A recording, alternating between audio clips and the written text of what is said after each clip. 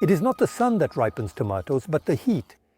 When temperatures drop, know that it is still possible to ripen green tomatoes.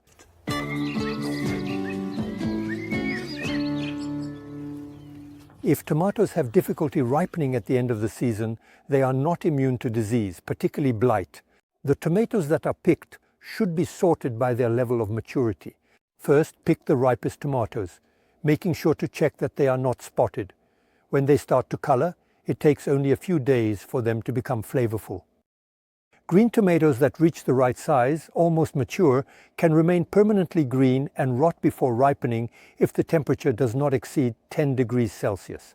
Firm beefsteak tomatoes require special attention during picking. Cut the stems with pruning shears so that the stem remains attached to the fruit. Keeping the stem is also beneficial for all other tomatoes, just as you would for cluster tomatoes.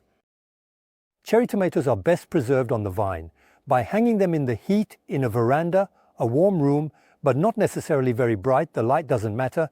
It's the heat that ripens the tomato. If you want to carefully extend the tomato harvest until winter, place them in a paper bag. Alone, they ripen very slowly until the heart of winter. This technique is valid for healthy tomatoes. One rotten tomato spoils the bunch. Although ripe tomatoes release ethylene, green ones do not. Together, they struggle to ripen. Adding a few apples among the tomatoes accelerates the ripening process thanks to the ethylene they release. The higher the concentration, the faster the tomatoes turn red.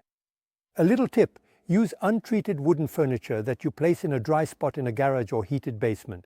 Thus, they can ripen for several weeks while being protected from slugs, birds, or any other rodents. If you have a lot of green tomatoes, make them into jam. For 1 kilogram of tomatoes, add 700 grams of sugar, an untreated lemon, and a vanilla pod.